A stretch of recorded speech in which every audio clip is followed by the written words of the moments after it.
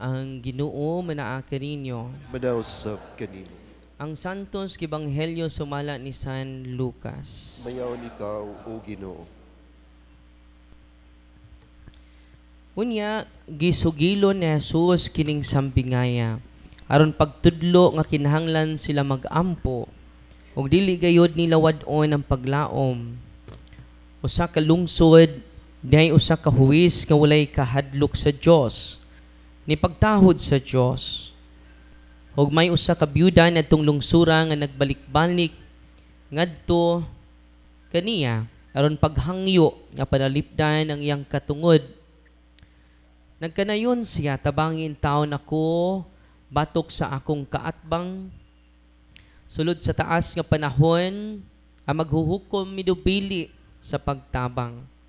Apan sa katapusan, mingon siya siyang kugalingon, bisan tuod wala ako'y kahadlok sa Diyos, ni pagtahod sa mga tao. Apan tungod kay nagsamok man kanako kining maong byuda, paningkamutan ko nga kapanalipdan ang iyang katungod. Kay kung dili ko kinibuhaton, magsige siya balik-balik hangtod kaubsan ako sa pailob. O mipadayon ng Ginoo, pamatian ninyo ang gisulti ni adtong daotang huwis. Karon dili ba ang Dios maghukom dapig sa iyang kaugalingong katawhan nga nagpakatibulaag kaniya sa adlaw ug sa gabi?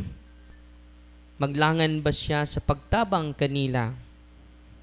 Sultihan ko kamo na ang maghukom siya dapig kanila ug dalion niya ang pagbuhat niini. Apan makakaplag pabakaha ug pagtuo ang anak sa tao dinhi sa kalibutan sa iya unyang pag-abot. Ang ebanghelyo sa Ginoo. Daygon ikaw, O Kristo. Please be seated, mga kapatid. At bago ko i-share sa inyo yung catechism natin, yung homily ko ay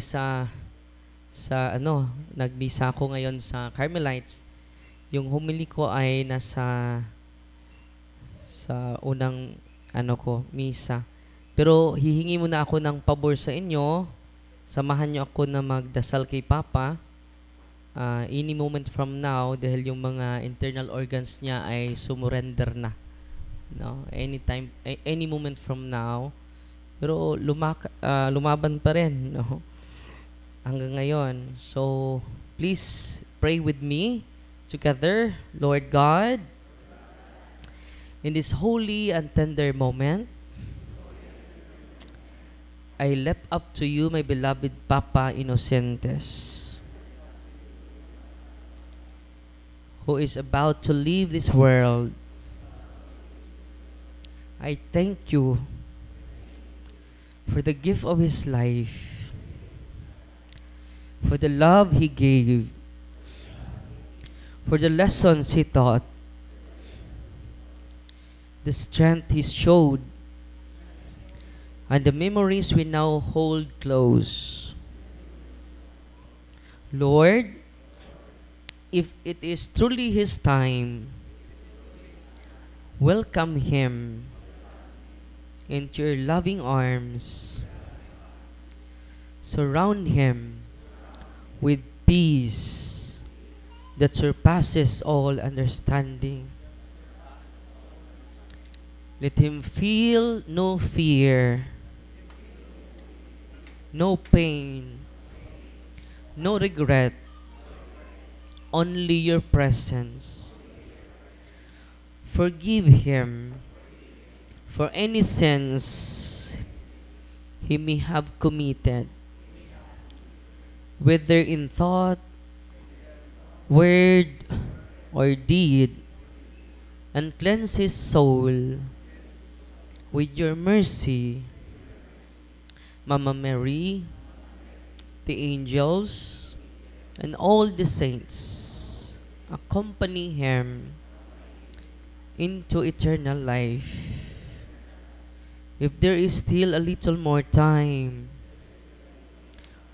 Lord, grant him comfort and calm, and help us be strong in these final moments, I entrust everything to your holy will, into your hands, O Lord. Jesus, Mary, Joseph, I give you my Papa Innocentes into your hands. Receive him. Amen. Maraming salamat po ha. Pasensya na po kayo.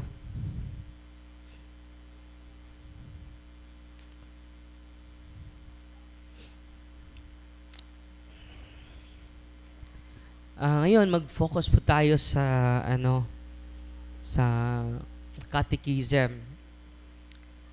Kadugtong sa catechism na sinishare ko sa inyo how to avoid the temptation. Yesterday we need to remove the externals. Ano ba itong externals? Persons.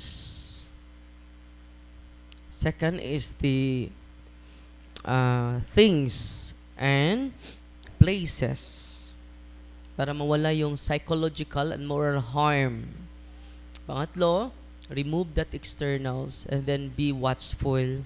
Yun po yung highlight ko kahapon. Pero si Father Chad Referger, sabi niya, being watchful is not enough. Being watchful is not enough. To be watchful must be added by prayer, by which God is placed on our side. Through prayer, we can gain the grace of being protected from the devil. So yun, dagdagan natin ng dasal. Yan ang kinakailangan natin. Hindi tayo mag-rely sa ating sariling kapangyarihan. Let us pray more. Through prayer, we can gain the grace of being protected from the devil. Walang ibang rason to protect ourselves. Huwag kayong gumamit ng agimat to protect yourselves. Huwag kayong gumamit ng mga ikog sa pagi kung may buntis. Para saan yan? Protection, Father. Only one way to protect ourselves. It is prayer.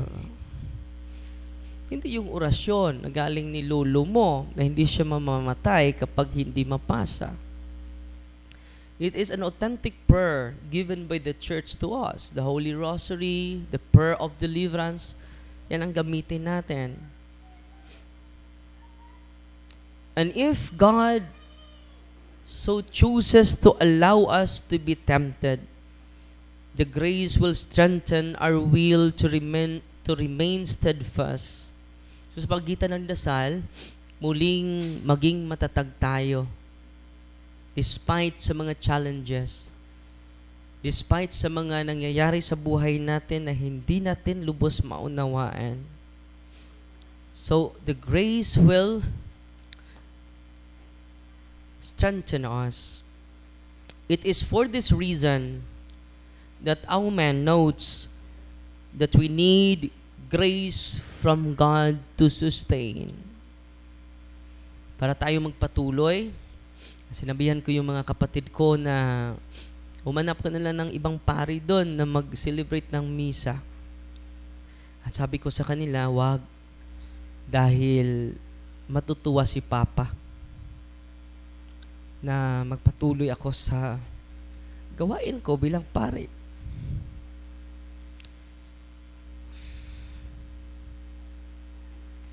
So, the grace of God will sustain us, not relying our own strength. Amen? Pasensya na kayo ha.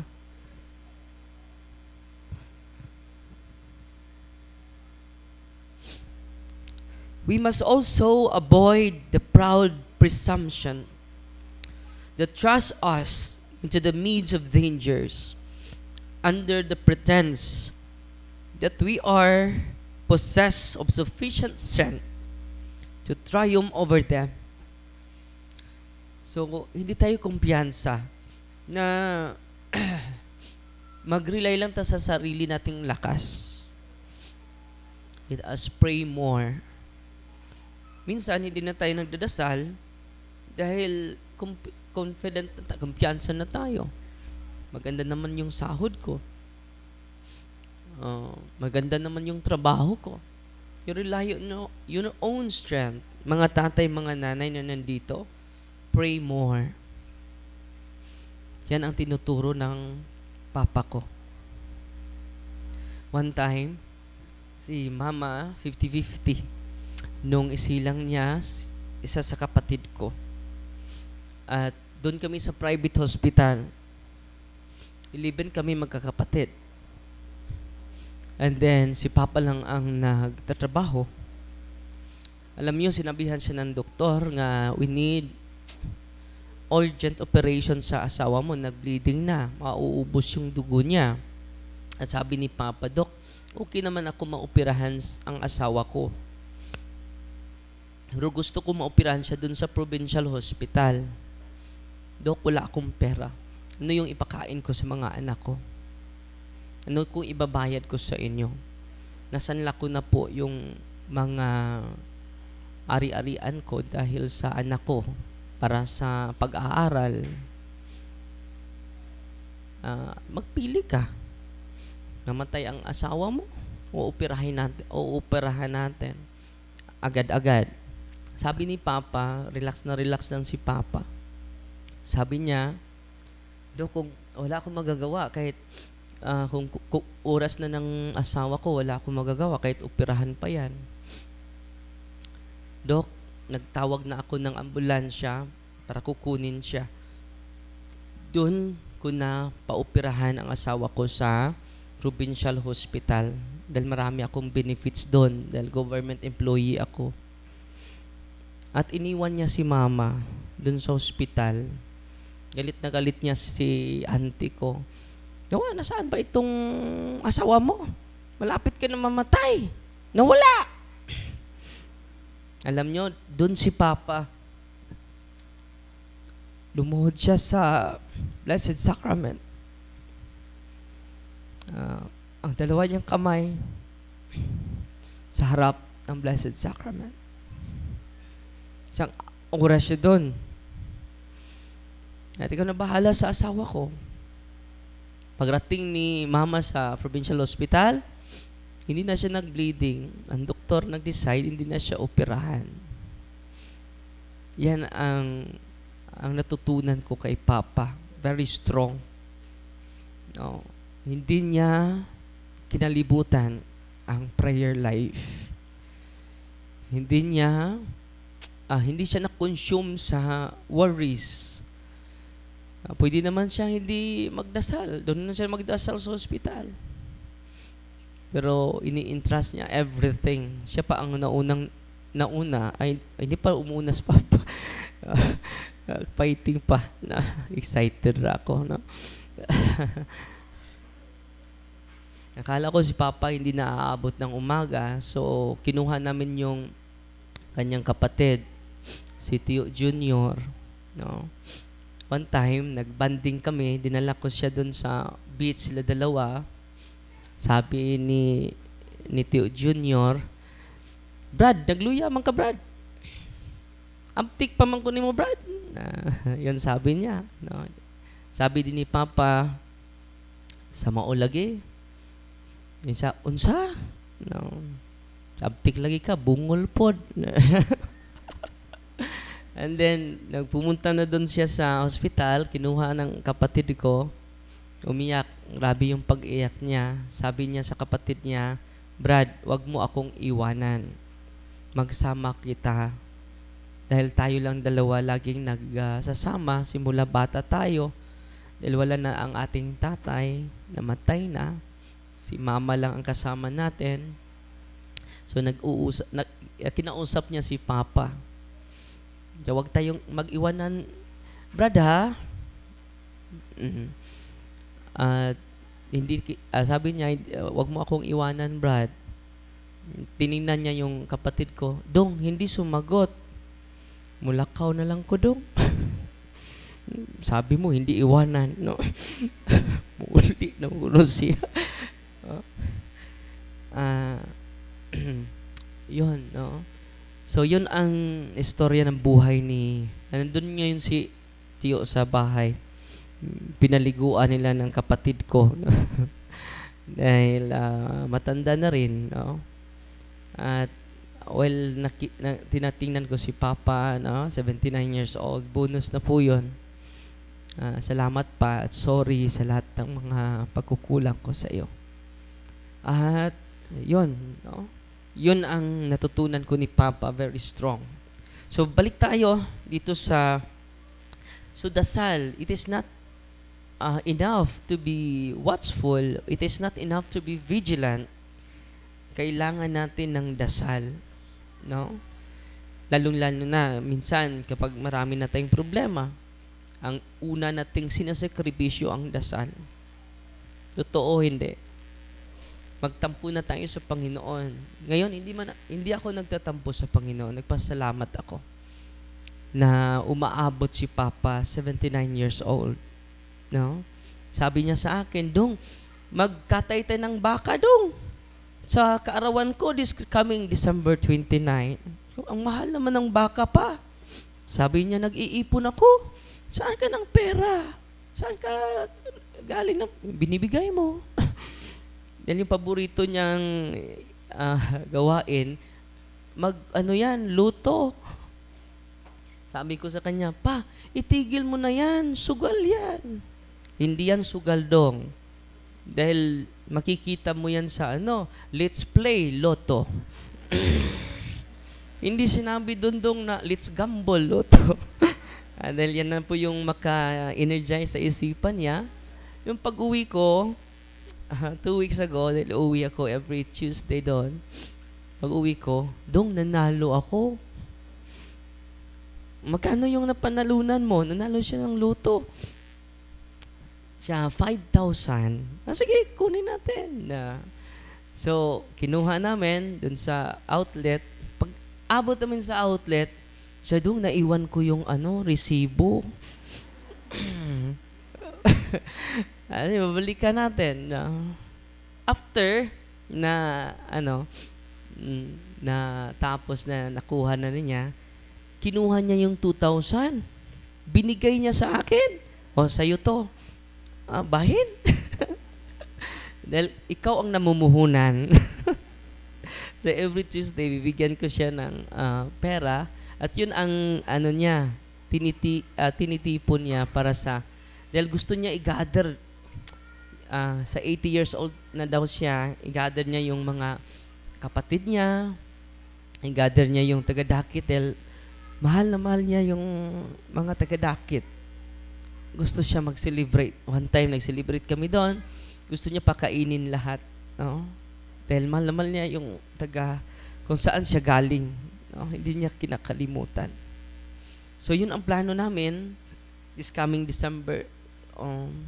Hindi ba namin alam kung ma-realize yung plano niya.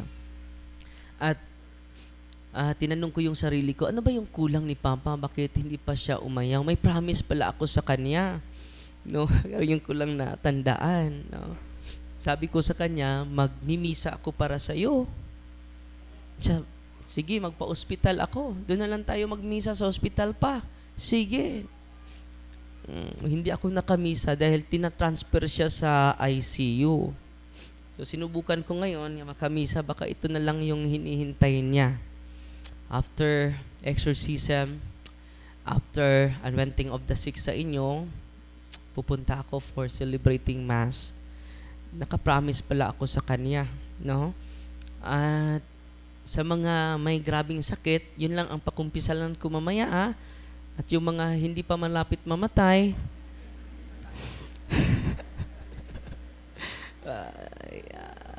pwede ba doon na lang kayo sa pari ninyo? Yung mga 50-50 na, may 50-50 ba dito? So yan ang pakumpisalin ko ngayon, and then after that, pupunta ako, babalik. At ito yung promise ko ni Papa, na dudublihin ko yung pag-ibig ko sa ministering ito. Dudublihin ko rin ang pag-ibig ng simbahan. Kaya nga nag-serve ako sa inyo ngayon dahil ibibigay ko sa inyo ang sakramento ni Kristo, hindi yung sarili ko. At maraming salamat sa inyo.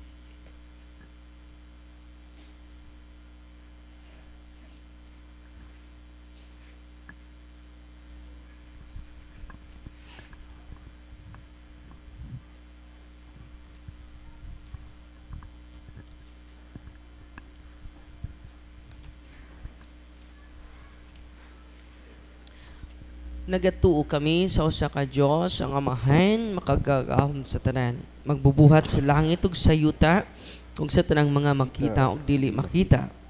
Nagatuo kami sa usa ka Ginoo, si Jesucristo ang bugtong anak sa Dios, anak sa Amahan sa wala pay katuigan. Dios ikan sa Dios, kahayag ikan sa kahayag. Matuod nga Dios ikan sa Dios nga matuod. Yanak dili binuhat o sa kikinay sa Amahan. Pinaagi kaniya ng himo ang tanan.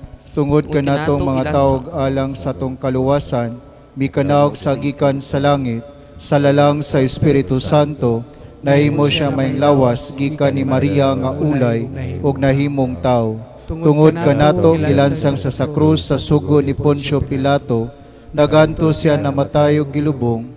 Sa ikatlo ka adlaw nabanaw siya aron matuman ang kasulatan. Misaka sa langit nagalingkod sa tuo samahan, mubalik siya nga may mayaon, aron pagkom sa mga buyog sa maminatay, o ang iyang gingarian walay katapusan. Nagatuo kami sa Espiritu Santo, ang Ginoong nagahatag sa kinabuhi, na ikan sa samahan ug sa anak, dungan samahan ug sa anak, gisimba sa gihimaya, ug misulti pinaagi sa mga propeta. Nagatuo kami sa Santos Katoliko ug Apostoliko nga simbahan. Nagaila kami sa usa ka bunyag alang sa kapasayloan sa mga sala. Nagapaabot kami sa pagkabanaw sa mga minatay ug sa kinabuhing umaabot ang kalibutan. Amen. Maminaw kita sa pagdapit sa atong Ginoo, sa pagkamakanunayon sa pag-ampo nga walay paglupad. Pangayoon nato gikan sa atong langit nung Amahan. Umingon kita, Ginoo dungga ang among pag-ampo. Ginoo dungga ang among pag-ampo, nga mga nangulo sa simbahan, padaygon mudasig sa mga matuuhon, sa pag-amuma sa ilang pagtuo, sa ingon nga mutubo sila sa ilang paghigugma sa Dios.